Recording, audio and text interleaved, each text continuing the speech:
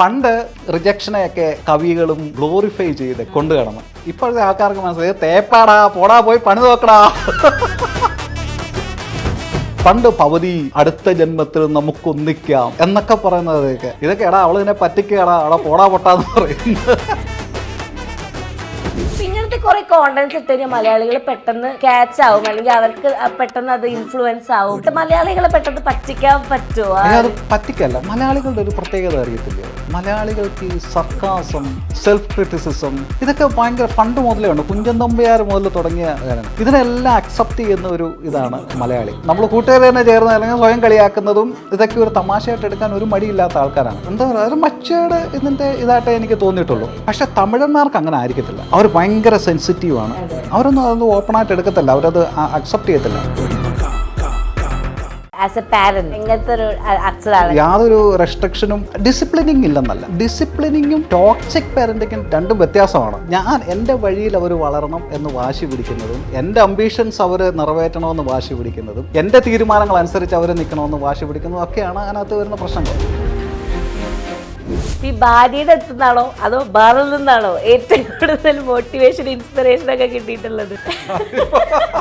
ഭയങ്കര മോട്ടിവേഷനാണ്. ജോലിക്ക് പോകാനുള്ള മോട്ടിവേഷനൊക്കെ വീട്ടിൽ നിന്നാണ്. ഇരുന്ന് കഴിഞ്ഞാൽ ഞങ്ങൾ അടി ഉണ്ടാക്കും. അപ്പൊ വേറെ സ്ഥലത്തേക്ക് അപ്പൊ ജോലിക്ക് പോകും.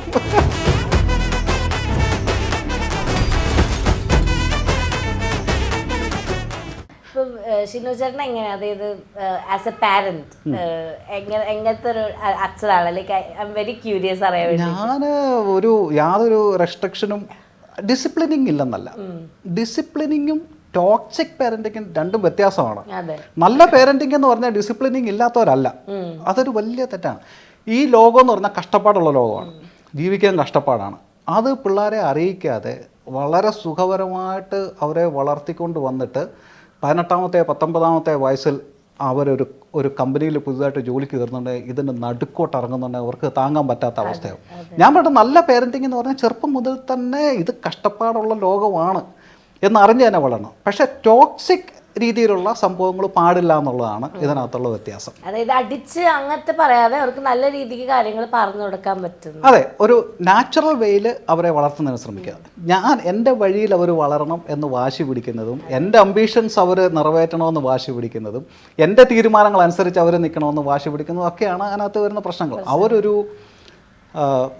എത്ര ചെറിയ കുട്ടിയാണെങ്കിൽ തന്നെയും അവരൊരു വേറൊരു വ്യക്തിയാണ് എന്ന് നമുക്ക് അംഗീകരിക്കുന്നുള്ളത്. നമുക്ക് ഈ പൊസസീവ്നെസ് കൂടുന്നുണ്ടേ, ഇത് ഞാനാണ്, എൻ്റെ കുട്ടിയാണ്, ഇത് ഞാൻ പറയുന്ന പോലെ നിൽക്കൂ എന്നൊക്കെയുള്ളൊരിതിൽ വരുന്നുണ്ടെയാണ്, അതിനുവേണ്ടി വാശി പിടിക്കുന്നുണ്ടെയൊക്കെയാണ് അതിനകത്ത് പ്രശ്നങ്ങൾ വരുന്നത്. ഇപ്പം ഒരു അച്ഛനാവുമ്പം ചില ബുദ്ധിമുട്ടുകൾ ഫേസ് ചെയ്യേണ്ടി വരുമല്ലോ. ചില കാര്യങ്ങളിൽ ചിലപ്പോൾ നമ്മൾ ഭയങ്കര ഈഗോ ഉള്ള മനുഷ്യന്മാരാണ്. ഇപ്പൊ പറഞ്ഞില്ലേ, നമ്മൾ പൊതുവെ ആൾക്കാര് നമുക്ക് വേണ്ട പോലെ ഇഷ്ടപ്പെടുമ്പോഴാണ് നമ്മൾ അവരെ ഇഷ്ടപ്പെടുന്നത്, അല്ലെങ്കിൽ നമുക്ക് വേണ്ട പോലെ ആൾക്കാരായിരിക്കുമ്പോൾ നമ്മൾ അവരെ ഇഷ്ടപ്പെടുന്നത്. പക്ഷെ അങ്ങനെ നമുക്ക് നമ്മുടെ പാർട്ട്ണറിന്റെ അടുത്തോ അല്ലെങ്കിൽ നമ്മുടെ മക്കളുടെ അടുത്തോ അങ്ങനെ പെരുമാറാൻ പറ്റില്ല. പാർട്ട്ണറിനെക്കാളും ഒട്ടും പറ്റില്ല മക്കളുടെ അടുത്ത്. പാർട്ട്ണറിനകത്ത് പിന്നെയും അങ്ങോട്ടും ഇങ്ങോട്ടും ഒരു അഡ്ജസ്റ്റ്മെന്റും കാര്യങ്ങളൊക്കെ ഉണ്ട്, മക്കളുടെ അടുത്ത് ഒട്ടും പറ്റത്തില്ല. അപ്പൊ അങ്ങനെ സ്റ്റക്കായി പോയോ, അല്ലെങ്കിൽ നമുക്ക് ഭയങ്കര ഒരു ഭയങ്കര ബുദ്ധിമുട്ടാണ് അത് ഡൈജസ്റ്റ് ആവാന്നൊക്കെ ഉള്ള ഒരു സിറ്റുവേഷൻ കടന്നു പോയിട്ടുണ്ടോ? അല്ല, എൻ്റെ പിള്ളേരൊന്നും അത്രയൊന്നും ആയിട്ടില്ല, ആയി വരുന്നേ ഉള്ളൂ. ഇനി ടീനേജിലോട്ടൊക്കെ കയറുന്നുണ്ട്, ഓഫ് കോഴ്സ് അങ്ങനെ വരും, പക്ഷെ അത് സ്വാഭാവികമാണ്. ഇനി അടുത്തത് ചേട്ടനെടുത്തോ. ഓക്കെ. പ്രണയം പൊട്ടിയ കാമുകനാണ് ഞാൻ. 8ാമത്തെ പ്രണയത്തിലേക്ക് കടക്കുന്ന എനിക്ക് തരാനുള്ള ഉപദേശം എന്തായിരിക്കും? 8ാമത്തെ പ്രണയം എന്നൊക്കെ പറയുന്നുണ്ടേ, എന്തായിരിക്കും അല്ലേ?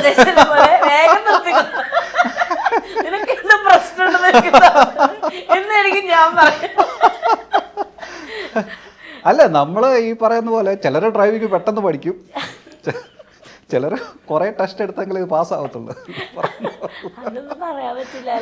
നമ്മുടെ സമയം വരും. 8ാമത്തെ പ്രണയത്തിൽ കിടക്കുമ്പോൾ എന്തെങ്കിലും ഉപദേശം മനഃപൂർവ്വം ഇത് പൊട്ടിക്കുന്നതാണോ എന്നാണ് എനിക്ക് സംശയം. കാരണം ഒരു 3-4 എന്നൊക്കെ ഞാൻ കേട്ടിട്ടുണ്ട്. ഒരു 4ാമത്തേക്ക് ആകുമ്പോഴത്തേക്ക് ഓക്കെ, ഒരു സെൽഫ് ഇവാലുവേഷൻ നടത്തി നോക്കുക. പ്രൊഡ്യൂസറാണ് അല്ലേ? അത് പറ ചുമ്മാ. ഈ 8 പേര് ഇത് കാണുന്നുണ്ടായിരിക്കും, അതാണ് അതിനകത്ത്. ആണേ. ഇപ്പം ഇതേപോലെ ലവ് ഫെയിലിയേഴ്സ് ഒക്കെ ചേട്ടന്റെ ലൈഫിൽ ഉണ്ടായിട്ടുണ്ടോ? ഉണ്ട്, എല്ലാ കാര്യങ്ങളും ഉണ്ടായിട്ടുണ്ട്. ആണോ? എത്ര റിജക്ഷൻസ് ആണോ, ബ്രേക്കപ്സ് ആണോ? അങ്ങനെ എടുത്തു പറയത്തൊക്കെ, ഞാൻ ഈ പറയുന്ന എല്ലാം എൻ്റെ എക്സ്പീരിയൻസ് ഒന്നും അല്ല കേട്ടോ. ഒത്തിരി പേര് അങ്ങനെ വിചാരിക്കുന്നുണ്ട് ഈ പറയുന്ന ഒത്തിരിയോടെ ജീവിതത്തിൽ ഉണ്ട്. കുറേയൊക്കെ ഞാനും എൻ്റെ പണ്ട് റിജക്ഷനെയൊക്കെ കവികളും ഒക്കെ ഇങ്ങനെ ഭയങ്കരമായിട്ട് ഗ്ലോറിഫൈ ചെയ്തൊക്കെ കൊണ്ടു കാണുന്നത്. ഇപ്പോഴത്തെ ആൾക്കാർക്ക് മനസ്സിലായി തേപ്പാടാ, പോടാ, പോയി പണി നോക്കടാ. അതെ അതെ അതെ. പണ്ട് വിരഹഗാനം, ഇപ്പൊ തേപ്പുഗാനായി. പണ്ട് ഭവതി അടുത്ത ജന്മത്തിൽ നമുക്കൊന്നിക്കാം എന്നൊക്കെ പറയുന്നതൊക്കെ, ഇതൊക്കെ എടാ അവള് ഇതിനെ പറ്റിക്കടാ, അവിടെ പോടാ പൊട്ടാന്ന് പറയും. ഇപ്പൊ കുറച്ചുകൂടെ ആൾക്കാർ പ്രാക്ടിക്കലായി, ഗൗരവം വെച്ച ആൾക്കാർ. ഓക്കെ. അപ്പൊ ഈ ചേട്ടന് ഏറ്റവും കൂടുതൽ വിഷമം തോന്നുന്ന കാര്യം ഏതാ? റിജക്ഷൻ ആണോ അത് ബ്രേക്കപ്പ് ആണോ? റിജക്ഷൻ ആദ്യം പോകുന്ന സംഭവമില്ല, ബ്രേക്കപ്പ് ആയിരിക്കും. എനിക്ക് എൻ്റെ പേഴ്സണൽ ഇതല്ല പറയുന്നത്, നമ്മളൊരു ഫാമിലിയൊക്കെ സപ്പോർട്ട് ചെയ്യുന്നുണ്ട്. ബ്രേക്കപ്പ് ഭയങ്കര ഡിഫിക്കൽട്ടാണ്. ലാസ്റ്റ് ക്വസ്റ്റ്യൻ ആണ്. ഓക്കെ. വിജയങ്ങളാൽ ദരിദ്രനും പരാജയങ്ങളാൽ സമ്പന്നനുമാണ് ഞാൻ. അഹങ്കാരം തീരെ ഇല്ലാത്ത എനിക്കുള്ള ഉപദേശം എന്തായിരിക്കും? ഈ വിജയത്തിൻ്റെ ചവിട്ടുപടിയാണ് പരാജയം എന്നൊക്കെ പറഞ്ഞാലും കുറേ പരാജയമായി കഴിയുന്ന ബുദ്ധിമുട്ടാണ്. പക്ഷേ അത് ലോകം അങ്ങനെയാണ്. അപ്പം ഈ ബൾബ് കണ്ടുപിടിക്കാൻ നേരത്ത് എത്രയോ വട്ടം അതിൻ്റെ എക്സ്പീരിമെൻസ് നടത്തിയിട്ട് ഏറ്റവും അവസാനം 1000മോ അതിനാണ് ഞാൻ ഓർക്കുന്നില്ല കറക്റ്റ്, ആ ഒരു തവണയാണ് ഈ ബൾബ് ഒന്ന് കത്തിയത്. ഇതിൻ്റെ ഒരു 50 തവണ ചെയ്തിട്ട് ആ എക്സ്പെരിമെൻ്റ് നിർത്തി കഴിഞ്ഞിരുന്നെങ്കിൽ ബൾബ് എന്നുള്ള സാധനം കണ്ടുപിടിക്കത്തില്ലായിരുന്നു. എന്ന് പറഞ്ഞ പോലെയാണ് ഓരോ കാര്യങ്ങളും. അത് അത്രയ്ക്ക് വില്ലിങ്നെസ്, ഇപ്പം എനിക്കൊരു കാര്യം അച്ചീവ് ചെയ്യണം, അതിന് അത്രയ്ക്ക് ആഗ്രഹം ഉണ്ടെങ്കിൽ the all world will revolves around, അല്ലേ? അങ്ങനെ ഒരു ഇതല്ലേ നിങ്ങളുടെ അംബീഷന് വേണ്ടിയിട്ട്. അതെ അതെ അതെ അതെ. ഏതാ ലോ ഓഫ് അട്രാക്ഷൻ? ഇതേപോലെ നമ്മളെ യൂണിവേഴ്സിൽ നമ്മൾ കുറെ എനർജി പിന്നെ വിശ്വസിക്കുന്നുണ്ട്. ഞാൻ അത്രയ്ക്ക് ഹൈ റിലീജിയസ് ഒന്നും അല്ല, പക്ഷെ there is something, ഒരു എന്തോ ഒരു ഫോഴ്സ്, ഒരു സംഭവം ഉണ്ട്. അത്രയുള്ളവർക്ക് തോന്നണം ഈ ചോദ്യങ്ങൾ ചോദിച്ച ആൾക്കാർക്കൊക്കെ ഇതിന്റെ ഉത്തരം. ഭയങ്കര നന്ദിയുണ്ട് കേട്ടാ. ഇപ്പം ചേട്ടന്റെ മോട്ടിവേഷൻ വീഡിയോ ഒക്കെയാണ് തുടക്കത്തിലെ ആൾക്കാര് ഭയങ്കരമായിട്ട് ആ ഒരു കാറ്റഗറിയിൽ ഉണ്ടായിരുന്നത്. ഇപ്പൊ റീസെന്റ് ആയിട്ട് ഒരു ബെഞ്ചമിൻ എന്ന് പറഞ്ഞിട്ട് ഒരു ചെറിയ പയ്യനുണ്ട്, ഇതിലൊക്കെ പറഞ്ഞിട്ട് ഒരു ശുഭദിനം എന്ന് പറയുന്ന ഒരു ഇത്, അങ്ങനത്തെ ആ കുട്ടിയുടെ വീഡിയോസ് ഒക്കെ കണ്ടിട്ടുണ്ട്. പയ്യനല്ലേ, നല്ല ക്യൂട്ടായിട്ട് തോന്നിയിട്ടുണ്ട്. ആണല്ലേ? അപ്പൊ അത്രയും ചെറിയ കൊച്ചിന്റെ വായിൽ ഇത്രയും വലിയ മോട്ടിവേഷനോ അതൊക്കെ തോന്നിയിട്ടുണ്ട്? പിന്നെ നല്ല ഇതായിട്ട് എനിക്ക് നല്ല ക്യൂട്ടായിട്ട് തോന്നിയിട്ടുണ്ട്. പിന്നെ അത് പറഞ്ഞ് എനിക്ക് കുറെ ട്രോള് വന്നിട്ടുണ്ട്. ശുഭദിനം എന്ന് പറഞ്ഞിട്ട് എനിക്ക് കമന്റുകൾ വരാറുണ്ട്, പക്ഷെ ഞാൻ ഒരു വീഡിയോ പോലും അങ്ങനെ പറഞ്ഞിട്ടില്ല. പറഞ്ഞാലും കുഴപ്പമൊന്നുമില്ല. ശുഭദിനം നല്ലൊരു നല്ലൊരു ദിവസം നേരുന്നു, അത് നല്ല പോസിറ്റീവ് ആയിട്ടുള്ള ഒരു കാര്യമല്ല, അതിനെന്തോ കുഴപ്പം. പൊതുവെ ഇത് ഒരു റിക്വസ്റ്റ് ചോദ്യമാണ് കേട്ടോ. അതായത് നമുക്ക് മോട്ടിവേഷൻ പല സ്ഥലത്തുനിന്ന് നമുക്ക് കിട്ടും. ഓക്കെ, നമ്മളിപ്പോ സ്പിരിറ്റിലൊക്കെ പറഞ്ഞിട്ടുണ്ട് ഓരോ മദ്യക്കുപ്പികളും മറ്റേ ഒഴിഞ്ഞ എന്താണ് കൽപ്പകത്തുണ്ടുകളാണ് എന്നൊക്കെ പറയുന്ന സാധനം. പക്ഷെ ചില ആൾക്കാർ പറയും ഞാൻ ഏറ്റവും കൂടുതൽ ഇൻസ്പയർ ആയത് എന്റെ ഭാര്യയുടെ അടുത്താണെന്ന്. ഞാൻ ചുരുക്കി ചോദിക്കാം കേട്ടോ, ഏറ്റവും കൂടുതൽ ഇൻസ്പിറേഷൻ കിട്ടിയില്ല, മോട്ടിവേഷൻ ഇല്ല, ഇത് ഭാര്യയുടെ അടുത്തുള്ളതാണ്. ഞാൻ ചുരുക്കി ചോദിക്കാം, ഈ ഭാര്യയുടെ അടുത്തു നിന്നാണോ അതോ ബാറിൽ നിന്നാണോ ഏറ്റവും കൂടുതൽ മോട്ടിവേഷൻ ഇൻസ്പിറേഷൻ ഒക്കെ കിട്ടിയിട്ടുള്ളത്? ഭയങ്കര മോട്ടിവേഷനാ. ജോലിക്ക് പോകാനുള്ള മോട്ടിവേഷനൊക്കെ വീട്ടിൽ നിന്നാ. ഇരുന്ന് കഴിഞ്ഞാൽ ഞങ്ങൾ അടി ഉണ്ടാക്കും. ജോലിക്ക് പോയില്ലെങ്കിൽ അല്ല, വീട്ടിലെ എപ്പോഴും കണ്ടോണ്ടിരുന്നാലേ അടിയാ. അപ്പൊ വേറെ സ്ഥലത്തേക്ക് പോകും, ജോലിക്ക് പോകും.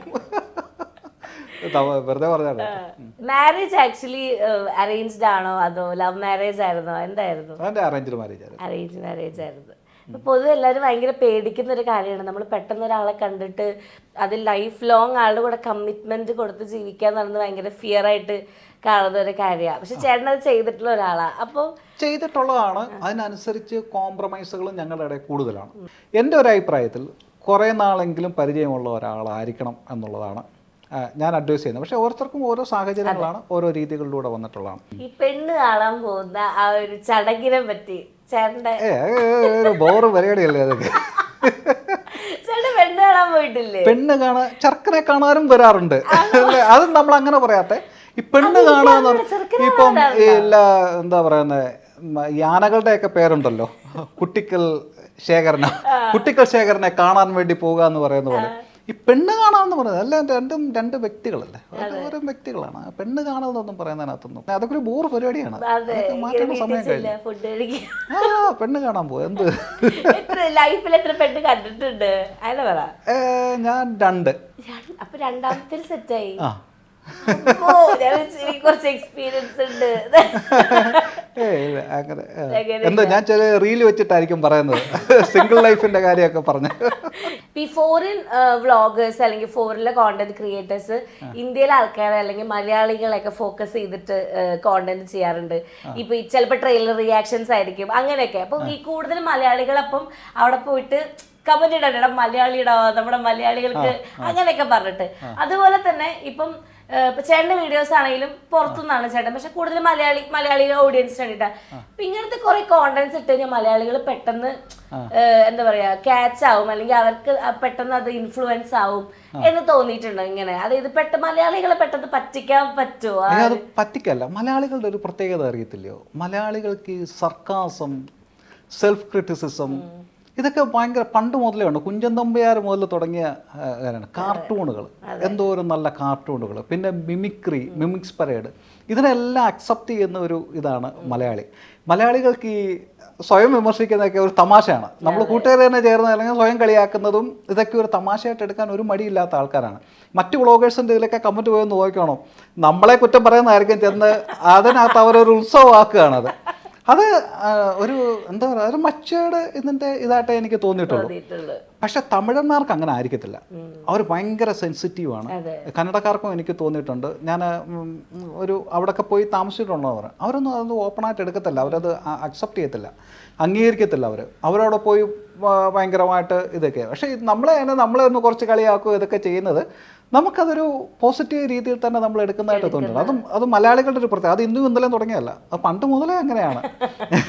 ഞാൻ ചില സമയത്തൊക്കെ ചില വീഡിയോസിന്റെ കമന്റ് ബോക്സ് മലയാളികൾ അത് മലയാളികളെ കുറ്റം പറഞ്ഞുള്ളത് തന്നെ ആയിരിക്കും. അത് കണ്ടോടാ നിന്നെയാ പറയുന്നത് എന്ന് പറയുന്നത്. അതെ അതെ അതെ അതെ അതെ അത് നമ്മുടെ ഒരു പ്രത്യേകതയാണ്. അത് നല്ലൊരു ക്യാരക്ടറായിട്ടാണ് എനിക്ക് തോന്നിയിട്ടുള്ളത്. എല്ലാം ആ ഒരു പോസിറ്റീവ്. അതെ അതെ അതെ അതെ ലൈറ്റ് ഹാർട്ട് ആയിട്ട്. ഓക്കെ, അപ്പൊ ഇത്രേ ഉള്ളൂ. എനിക്ക് കുറെ കാര്യങ്ങൾ സംസാരിക്കാൻ പറ്റിട്ടോ. ഞാന് ആക്ച്വലി പ്രിപ്പയർ ചെയ്തതിനേക്കാളും കൂടുതൽ എനിക്ക് കുറെ കാര്യങ്ങൾ ചോദിച്ചറിയാൻ പറ്റി. ആണോ? അപ്പൊ ഞാൻ കുറച്ച് പറഞ്ഞാൽ മതിയായിരുന്നു. ഓക്കെ, എനിക്ക് ഭയങ്കര സന്തോഷം.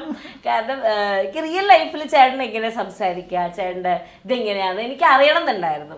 കാരണം വീഡിയോയിൽ നമുക്കൊരു ക്യാരക്ടർ ആണല്ലോ. പക്ഷെ റിയൽ ലൈഫിലും ചേട്ടൻ ഇതേപോലെ ഭയങ്കര കുറച്ചുകൂടി ഈസിയാണ്, ഇങ്ങനെ ഈസി ഗോയാണ്, രസമാണ് ചേട്ടനോട് സംസാരിച്ചിരിക്കാൻ. സോ ഹാപ്പി സമയം തന്നതിലും അതുപോലെ തന്നെ നമ്മുടെ അടുത്ത് സ്പെൻഡ് ചെയ്തതിനും നമ്മുടെ അടുത്ത് കുറേ സംസാരിച്ചതിനും എല്ലാത്തിനും ഒരുപാട് സന്തോഷം. എനിക്കും വളരെ സന്തോഷം. എൻ്റെ എല്ലാ ഫോളോവേഴ്സിൻ്റെ പേരിൽ ബിഹൈൻഡ് വുഡ്സിന് എല്ലാവിധ പൂജയ്ക്ക് പ്രത്യേകിച്ചും അഖിലിനോടൊക്കെ പ്രത്യേക അന്വേഷണം അറിയിച്ചേക്കുക. കൂടുതൽ റീലുകൾ ചെയ്ത് പുള്ളിയെ ബുദ്ധിമുട്ടിക്കുക. വളരെ സന്തോഷം. പൂജയോട് ഇത്ര നേരം സംസാരിക്കാൻ പറ്റിയാൽ നിങ്ങളെല്ലാ ബിഹൈൻഡ് വുഡ്സിലെ എല്ലാ ക്രൂസിനോടുമുള്ള പ്രത്യേകമായിട്ടുള്ള നന്ദി അറിയിക്കുന്നു. നന്ദി, നമസ്കാരം.